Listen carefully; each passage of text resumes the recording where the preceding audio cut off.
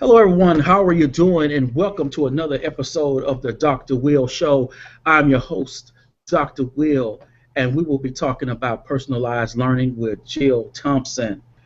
Uh, we're just going to get into it because this is one of those topics that I'm still trying to learn more about, find very interesting, and have had some interesting conversations with folks, mainly vendors, and we'll get into that. So, Jill, for those who are watching the show, and may not know who you are, will you introduce yourself, please? Hi, yes, my name is Jill Thompson, and I am a personalized learning program manager in Charlotte-Mecklenburg schools. So I also do a lot with ASCD as an emerging leader, and I am on Twitter as edu_Thompson. Ooh, ASCD, somebody fancy. They got them. I didn't know I was talking to somebody special today. Yes. All righty. So I cannot tell you enough about the conversations I've had with vendors. And they love to say, oh, our tool does personalized learning. We can do this, we can do that. And I'm just sitting there going, because they're always talking about computer-assisted individualized learning. That's all they're talking about. And okay, so I'm not going to go into that. So that said, how would you define personalized learning? So let me tell you, I definitely agree with you about the vendors. So how I define personalized learning is that it looks different in every school and in each classroom, but I think the foundation is that it's student-driven. The current structure of the school day is becoming obsolete, and created during the industrial age, the assembly line system we have in place now has little relevance to what we know our kids actually need to be able to thrive in the real world. So for us, that personalized learning is an instructional shift where the teacher's role is not stand in front of the room and deliver knowledge, but be that coach for the students. But the student role is also shifting to becoming more, again, that student-driven by having the students be able to self-regulate, self-evaluate, and self-motivate their learning. So in your work with teachers, how do you describe the teacher's role in personalized learning, and walk me through your coaching process in assisting them in making the shift? So with the role, we try to get them to be a coach so that, again, they're not that person that owns the knowledge in the front of the room. And that is on a continuum. You know, to get teachers to make this instructional shift, we do have to work with them on their journey and improving their craft. So we know humans are motivated by a few things, and one of them being that they want something that's intrinsically meaningful to themselves, and they also like to work with others to accomplish these goals. So with that, our coaching model that we use is we go into the classrooms and we observe the teacher, and so that we are in their element, and then we can also meet the needs of them because we're in their classroom. And with that, we look for some of the look-fors that we see, and then I debrief with them and I coach them, and I really try to turn it into how they would want to move along on the continuum. So I ask them questions to get them to think of an action plan and be able to move along. When effective actions are replaced by ineffective ones, when effective actions are replaced ineffective ones, they are motivated to do more. So having them take ownership of it really gets them to want to change, but it also holds them accountable and is achieved with also having us build that capacity in the building. So now let's talk about students. What is their role in personalized learning, and what does giving student ownership look like? Well, that's a loaded question, but that is our this personalized learning. The student's role is the most important role because they are the ones truly learning. And so you will see in a personalized learning classroom a lot of voice and choice. You'll also see students working at different paces based on their interests. Students tracking their own data so they can see where they need to go on their learning continuum. having student-led conferences, not just during parent-teacher time, but having them throughout the day in all different subjects, but having students lead them. But I think one of the biggest things that we've really pushed this year is really working on those non-cognitive skills, or those soft skills, or those habits of mind, dispositions, really working on those, because we need to go beyond the 4 C's that we hear about. Those are great, but we need to really think about students being flexible and adaptable, and thinking about the learning process and giving that growth mindset. Mm-hmm. So how do you support administrators in making this shift to personalized learning? And here, for me, is where my quandary lies, because in our one-to-one rollout, and what we are attempting to do and will hope will happen, it's one thing, and you've mentioned, we've talked about the teachers and the student role, but it's one thing for now, you're talking about the administrator who is used to evaluating and supporting teachers in a more traditional fashion. They're used to going into the classroom and seeing the teachers just stand there with lecture. Maybe they see centers, but to now, maybe with computers or not, but we do know that it's more dynamic when you have devices in the classroom. But now they're going to be walking in, and they may have students doing all sorts of things, and the teacher may be right here for a little bit, sort of, asking questions with this small group, and then moving over here. So in talking about that, how do you support them, and how does that support, I don't want to say fit into the evaluation of teachers, but how do you work with them and getting them understanding that the way you evaluated and supported teachers beforehand, that needs to be adaptive to what the change in personalized learning means? So we do a few different things. One of the things that we do is we talk about how this coaching model is not evaluative, because we want to make sure that we're changing teacher practices along the way. With that, teachers can use it as evidence to support that they are demonstrating things, but we do try to keep it separate. But with that also being said, we talk to principals about how we have to stop putting Band-Aid remedies, instead focus on changing the culture itself within the school, and really talking about that change management, and really going deep into the 5 keys of managing complex change, because this is very different.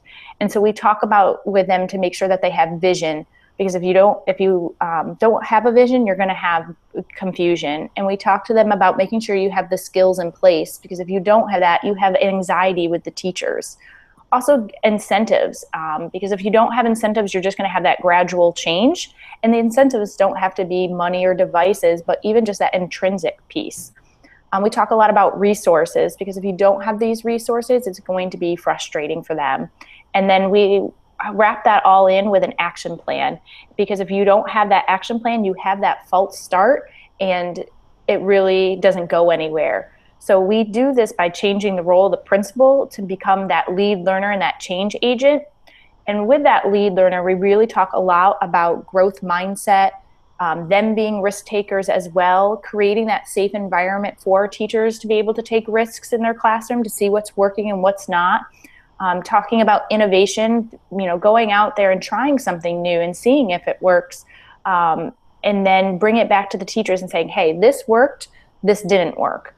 But giving them that time, that safe environment to be able to be that innovation, but also for the principals to lead that innovation, being that change agent of being proactive, being that strategic thinker, and modeling these practices that they want to see in their classroom. So if they want to see classrooms change, then they need to change their staff meetings and have them so that, maybe they're flipping the staff meeting by sending them some of their things. So when they do come in, they are creating resources so they don't have that frustration with the teachers, so that they're working on project-based learning, working on the standards, and creating playlists and pathways for the students. But they need to be that model.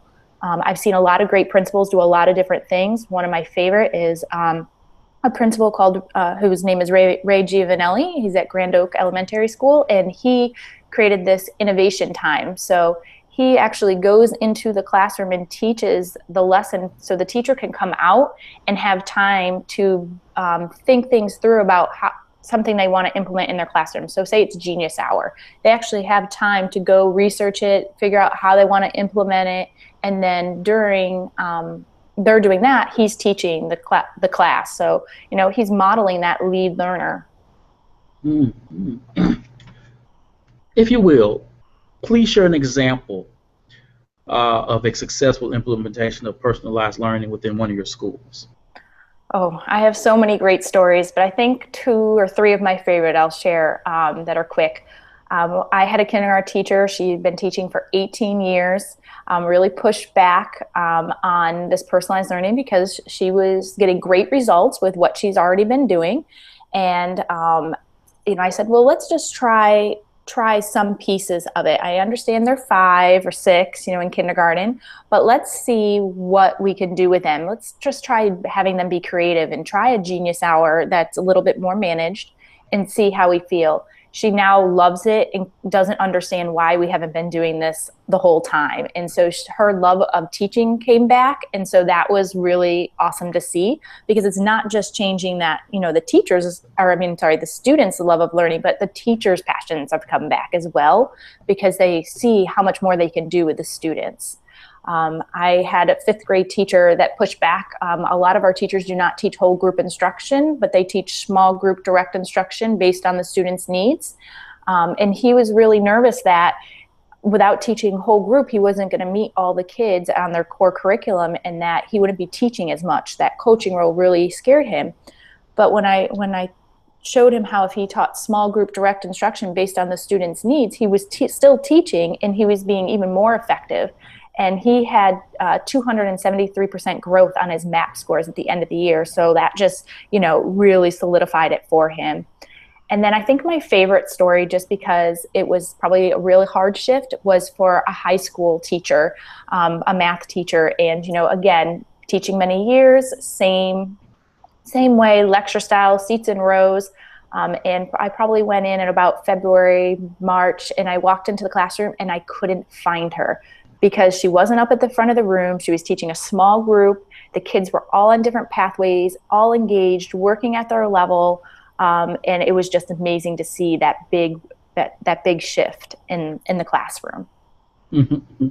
And what I like about that, and that's going to be one of the things I talk to our teachers, and I'm going to call it sort of an in-class rotation in terms of blended learning. So I'm going to tell teachers, if you want to use map data to target students, or you want to use SATP data to where you can say, I'm going to pull these 5 students and deliver a small group instruction, and then have other students doing other things, whether it be in Schoology or Compass or ClassWorks or something with Google Docs or whatever you have sort of set up for them to do.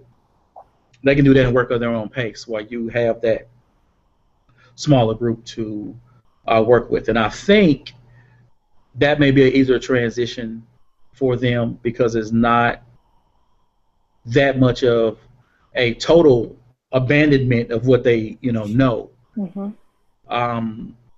So we'll see how that works and everything. So before we go, we live, and all of us deal with this. This is reality of K through 12. We just test all the time. And knowing that growth at the end of the day really doesn't matter if that growth does not translate into a certain score. What do you say to teachers and administrators who are not ready to make that shift, particularly when for them they're under that pressure to be that A-level school, or if they're at that point where the state says we're coming in, it's the unknown. Mm-hmm. It's giving up a certain reign, control. What do you say to them to convince them or get them thinking that personalized learning is the right path to take? So one of the things I do is I really talk about how personalized learning is not another thing, but that it is a best practice based on the student's needs. So a lot of times we blanket best practices and say that that's best practices work for all students, but that's not true. There are best practices that works for some students. So I take what the teacher already is doing, and then we look at how we can make that a little bit more student driven. So example, a lot of our teachers do a great job of collecting data. So then we look at that piece and we say, how can we have students start collecting this data and analyzing it so they can see where they need to move towards and what they need to do to grow. But we take small action steps on the continuum to get them to see that. And we are always doing things that are very purposeful and meaningful. And so that with that, we talk also about how we need to prepare our students, not just for that test, but also for the world that they're going to be going into. We talk a lot about our graduation rates. We have across the country, we have good graduation rates, but if you look at where students are going once they get to college, a lot of them are not successful that first year and they're dropping out. And a lot of it, when you look at all the research, they're saying they don't feel prepared because we've been handing so much to them. And so we really need to start empowering them. And so showing them that helps. But taking small action steps is probably the biggest thing, and showing them what they're already doing is great, and we're just trying to improve that and make it very strategic and purposeful. Mm-hmm, mm-hmm. I like that. Particularly in K through 12, we do need more self-directed learning because that next level is interesting if you show up and you get a syllabus. Some professors, they'll be cool and they'll say, hey, don't forget the reading. And some won't say anything. They're like, I'll see you Wednesday. And you need to show up Wednesday. And if you had to read 5 chapters, you need to have read 5 chapters. They don't, you're not going to get that work, that coddling, I guess, or what K through 12 has been known to be used to doing. Interesting. Yeah. So I thank you. So before we go, I'm just going to throw this out there because I didn't ask this for you, but do you have any final thoughts? Is there something you would like to say that I did not ask of you, or something that in answering a question you feel that you didn't thoroughly answer or get to what you wanted to say? Well, of course I'm thinking of all the things I should say now after, but I think some of the biggest things is that you'll notice that everything I talked about was that instructional shift, and I did not focus on technology because technology truly is that tool. And so I talk a lot about how blended learning is a great delivery method of instruction, but is not a philosophy such as differentiation, individualized, and personalized. So we really talk a lot about that. And also breaking that myth of that it is about technology. And I think the other thing is that we didn't get into as much, but what do playlists and pathways look like for us? And we talk a lot about in our district, playlists are all standard-based, and students start at different places according to their pre-assessment data. Where pathways, they also can start in different places, but they have choice within the task. So you might have 3 columns and they get to pick 2 out of the 3 to be able to show mastery and really triangulate that data with their student-led conference and their checkpoints as they move on. So those are some of the things that I keep thinking about that I was like, oh, I should have added that. So thank you for that. Well, thank you, and I appreciate you for being a guest on the show. I hope to have you back in the future. Excellent. Thank you. And folks, I told you, I work this like I get a check every month. We have another show coming up at 8 o'clock Central Standard Time with LaVonna Roth talking about brain-powered learning. So tune in for that later on. And as always, people, be you, EDU, and I'll see you later. Thank you.